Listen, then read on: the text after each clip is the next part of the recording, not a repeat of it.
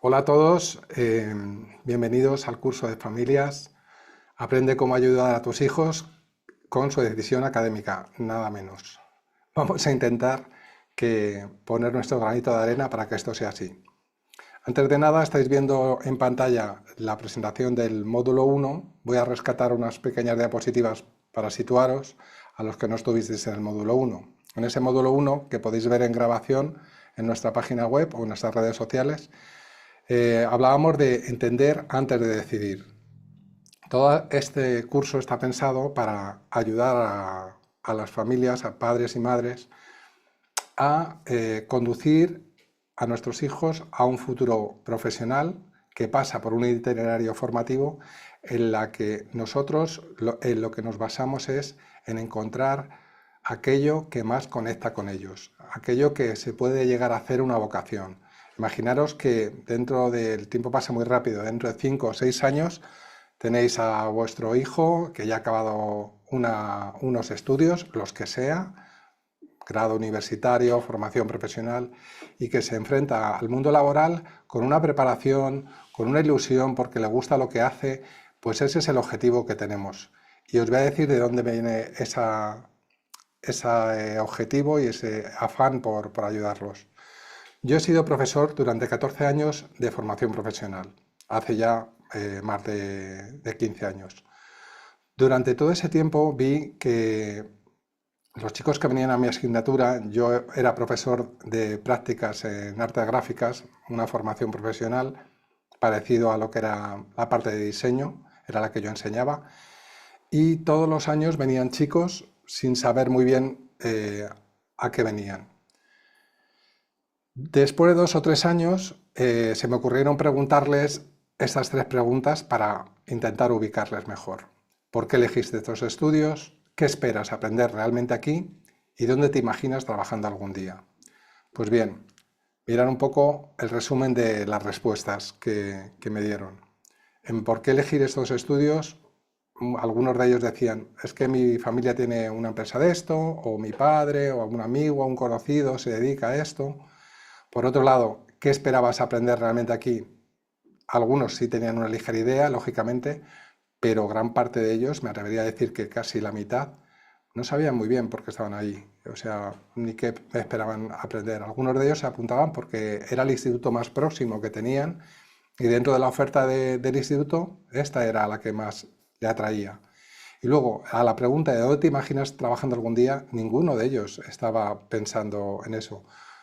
Estos estudiantes venían ya con 16, 17 años, algunos más mayores, porque como veis en la diapositiva, muchos de ellos venían para estudiarlo como segunda opción, porque habían suspendido la PAU, en aquel tiempo no se llamaba la PAU, era la selectividad que todos conocemos, y aquello ya me preocupaba bastante, porque eran chicos que venían con cierta angustia, con cierta necesidad de decir, con esto no puedo fallar, y bueno, en mí también se despertó una vocación, porque yo fui profesor, por así decirlo, casi casi circunstancial, y la vocación me vino de cara a cómo podía ayudar a esos chicos. Yo veía que el sistema no tiene herramientas para orientar, no dedica tiempo para ello. Y bueno, pues lo que pretendemos con este proyecto que he podido poner en marcha desde hace un año aproximadamente es venir a suplir o a ayudar a aquellos departamentos de orientación, sobre todo también a las familias, a los profesores y por ende a los estudiantes. Entonces, lo que vais a ver hoy son pequeñas píldoras que os queremos dar en 30 minutos para que empezáis a tener algunas pautas, algunas ideas nuevas para poder empezar un poco a ayudarlo con más sentido y con más criterio. Voy ya directamente a la diapositiva que nos toca hoy, que es la del módulo 2, que son los 3 primeros pasos en los que hay que ayudarles a decidir.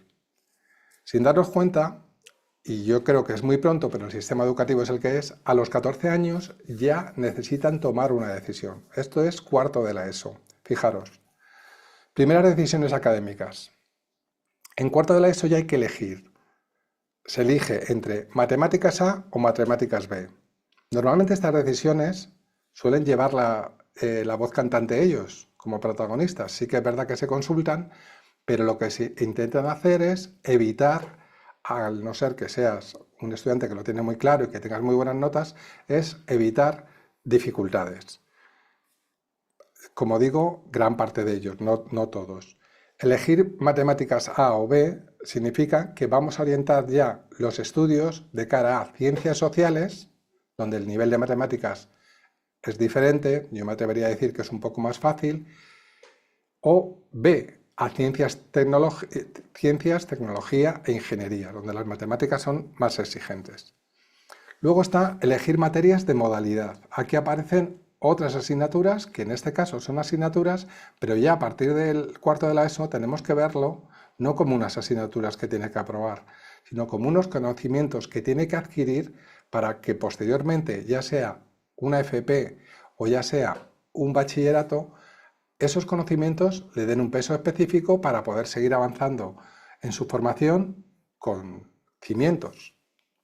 Entonces, biología, química, economía, latín, dibujo técnico o historia del arte, como veis, son muy distintas y vais a ver por qué en la siguiente pantalla, donde hablo de los tipos de bachillerato. No tienen ninguna, bueno, alguna tiene algo que ver, pero son diferentes. Y después también se produce un corte aquí porque hay chicos que acaban la ESO y bien por dificultades de aprendizaje, bien por que no han estado lo suficientemente motivados para tener unas buenas calificaciones, pues está la opción de FP. Y aquí os quiero decir a madres y padres que la formación profesional es tan digna como cualquier otra formación y además algo que se desconoce bastante es que de un FP de grado medio también puedes ir a un FP de grado superior. Y de una FP de grado superior puedes optar a seguir estudiando, incluso un grado universitario. ¿Es un recorrido más largo? Si al final lo que perseguimos es el éxito que decíamos antes, el que el estudiante dentro de 5 o 6 años tenga una buena formación, aunque haya tardado un poco más, y que esté trabajando o que se pueda buscar un trabajo de algo que le gusta y de algo que él va a estar más motivado, pues habremos conseguido el objetivo. El objetivo no es tener titulados superiores en casa, el objetivo es tener personas felices que se ganan la vida bien y que eso les va a permitir poder alcanzar sus objetivos en la vida, o por lo menos este es nuestro propósito. Elegir entre bachillerato o FP, como hemos dicho, son caminos diferentes, pero ambos excelentes. Aquí hay un par de notas abajo que quiero hacer especial hincapié. Puede que en vuestra situación vuestro hijo ya no esté en cuarto de la ESO, esté en primero o en segundo de bachillerato. No perdamos el tiempo pensando que en su día cometió un error, porque eso ya, digamos que ya está hecho y vamos a ser pragmáticos. Pero aquellos que todavía podáis estar a tiempo, sí que tenéis que darle importancia a esta lección, porque es verdad que aunque no le va a condicionar el futuro, sí le puede poner más difícil esos conocimientos de base a la hora de seguir por un área en la que no esté, digamos, alineada con lo que ha elegido. Me explico en la siguiente diapositiva. Fijaros aquí. Paso 2. ESO, bachillerato y otras decisiones. Os lo pongo aquí claro porque como el sistema educativo cambia tanto y además yo creo que no se explica fácilmente ni la información que encontramos está muy fácilmente de diseccionar, os lo hemos puesto lo más claro posible. El área 1, en bachillerato, son ciencias físico, matemáticas e ingeniería. El área 2, ciencias biológicas y de la salud. El área 3, disciplinas sociales y de negocios. Y el área 4, humanidades y artes. Esas son las 4 áreas en las que se dividen los bachilleratos. Y en función del área que elijas, además de que hay unas asignaturas troncales que las llaman, que son las asignaturas comunes, sí que hay algunas que van en función del área elegida.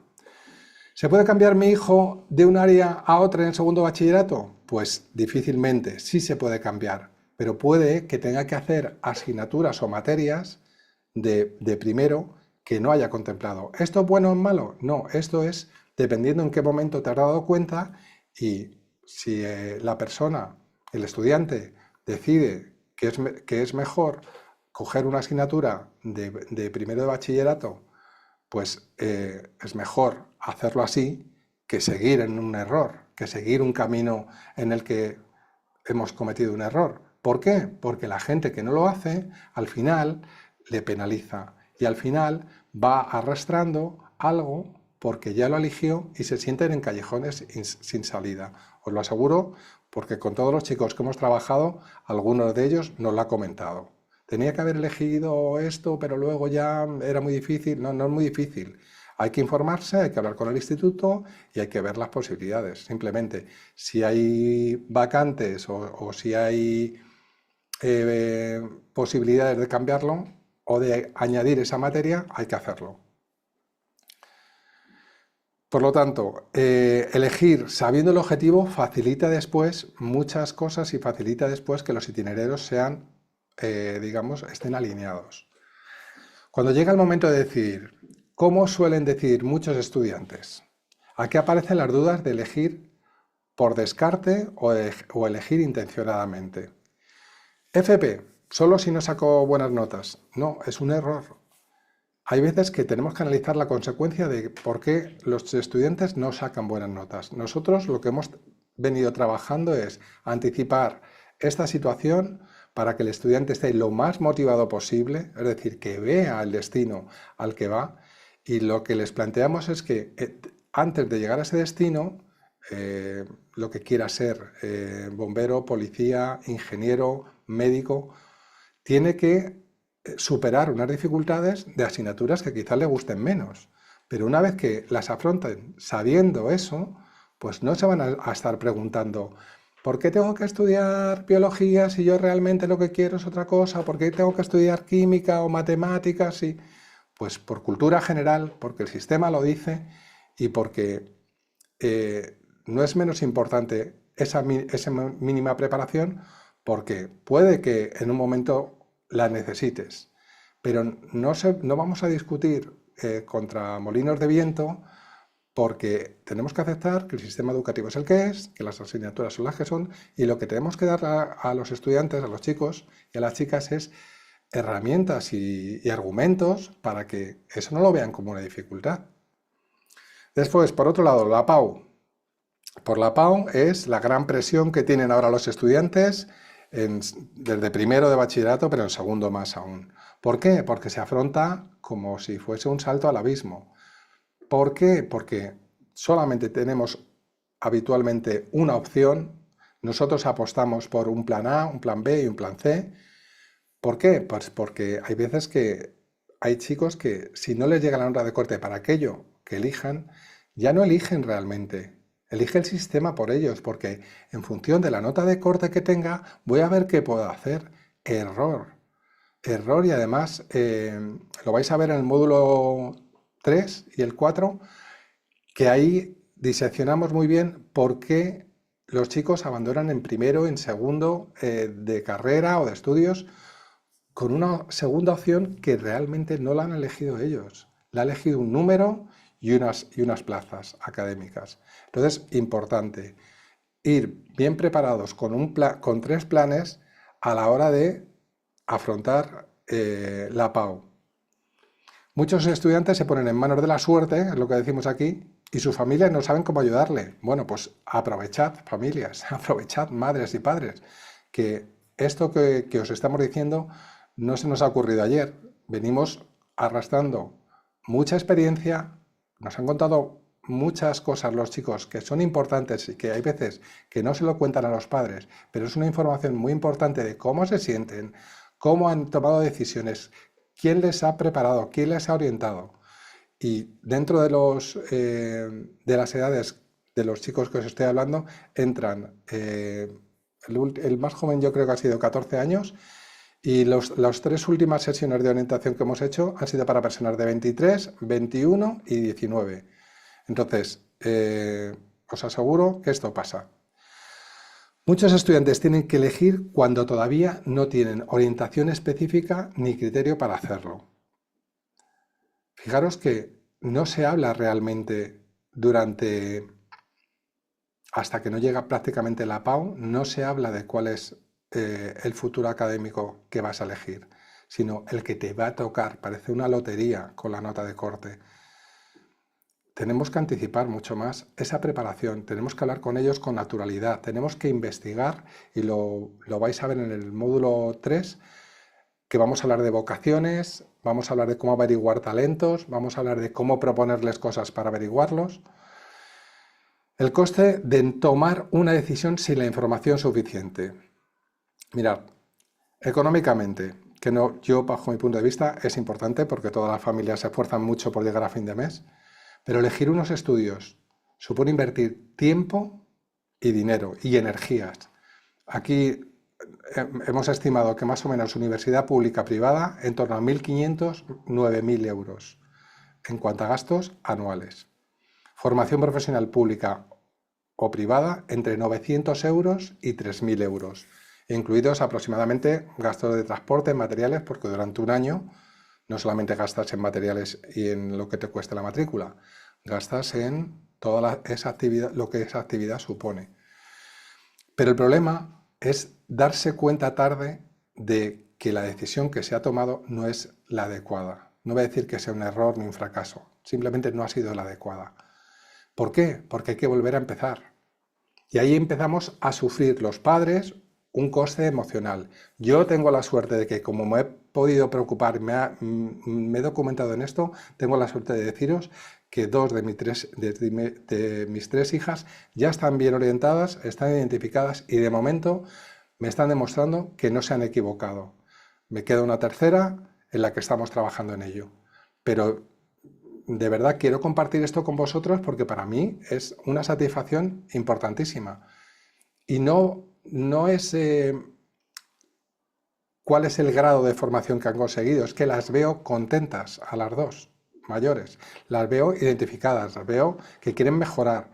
Y para mí hay una cosa, es, si a ti te gusta lo que haces, vas a querer mejorar porque es parte de tu tiempo libre, le vas a dedicar tiempo a aquello que te va a hacer que lo hagas aún mejor, que puedas escalar y, y poder conseguir mejores trabajos, mejores sueldos, pero sobre todo que llegues un lunes por la mañana y vayas contento a trabajar a pesar de que tener que madrugar, y sobre todo que cuando termines tu jornada también vuelvas contento.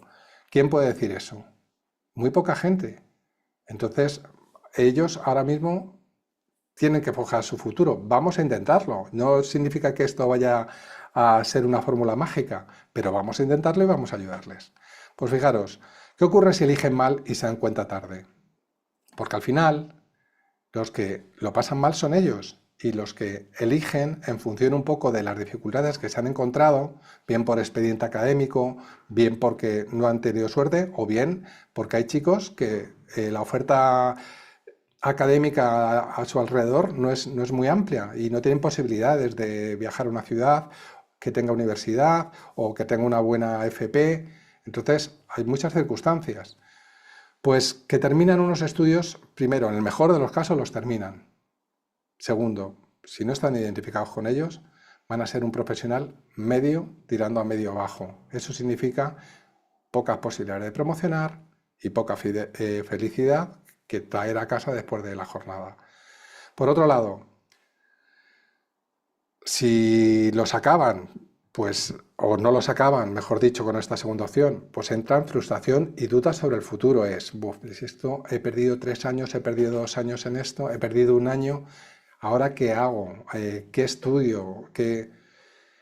Es una presión por empezar de nuevo a forjarse un futuro, forjarse una formación, y normalmente esa situación suele ser muy peligrosa porque empiezan a elegir cosas por tendencias o porque bien alguien se lo ha recomendado o bien en redes sociales lo han visto que van a ganar muchísimo dinero haciendo no sé qué, y vuelve a ser, digamos, un error. ¿Por qué? Pues porque vuelven a tomar la decisión sin analizar las causas, qué les gusta,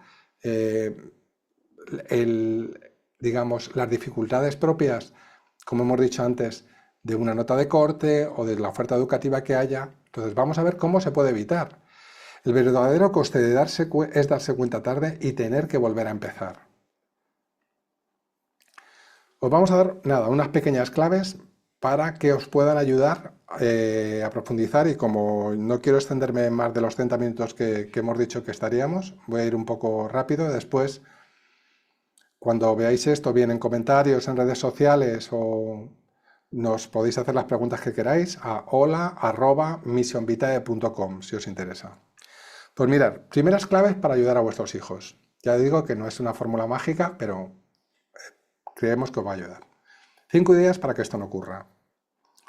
¿Cómo acercarnos a ellos? Puede parecer obvio, pero lo que tratamos es de que lo tengáis presente. Entendemos que venís cansados del trabajo, pero lo que queremos es evitaros preocupaciones futuras. Necesitan conocerse mejor ellos mismos y descubrir sus capacidades.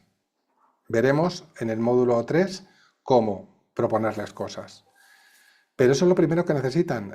Todos hemos tenido 14, 15 años y tenemos que hacer, digamos, un viaje al pasado para saber cómo están ellos de despistados, de distraídos, pero hay que buscar ese canal. Explorar opciones. También en ese módulo 3 lo vais a ver, pero vamos a hablar con ellos y vamos a explorar opciones, las que tengamos alrededor, los trabajos de los familiares, trabajos que les llaman la atención, qué cosas que no sean trabajos les gusta o les interesa. Por eso ponemos que hay que reservar un tiempo para hablar. Entendemos que es difícil, porque es difícil sentar a un chaval de 16 años o una chica de 16 o de 17 y decirle, tenemos que hablar de este tema, hablemos con tranquilidad, nada, unos minutitos, pero hay que dedicarles ese tiempo para ir obteniendo información y también un poco para saber qué cosas nos cuentan y cómo podemos ayudarles. Escuchar antes de aconsejar.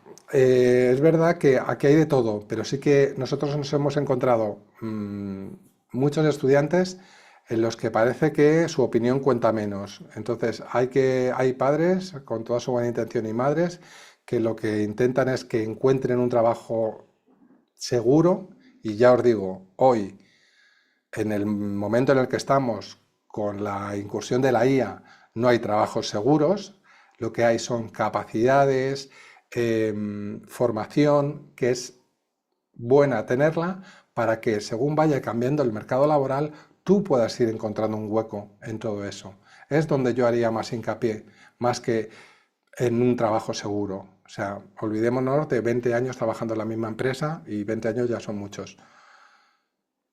Y luego, por otro lado, pues sí, está el tema de la opción de ser funcionario, que también está muy bien, y de hecho yo lo he sido cuando era profesor y estoy en excedencia y me dedico a estas cosas, y os aseguro que pedí la excedencia y me lo paso mejor haciendo lo que hago ahora que en su día dando clase, y ya me lo pasaba muy bien.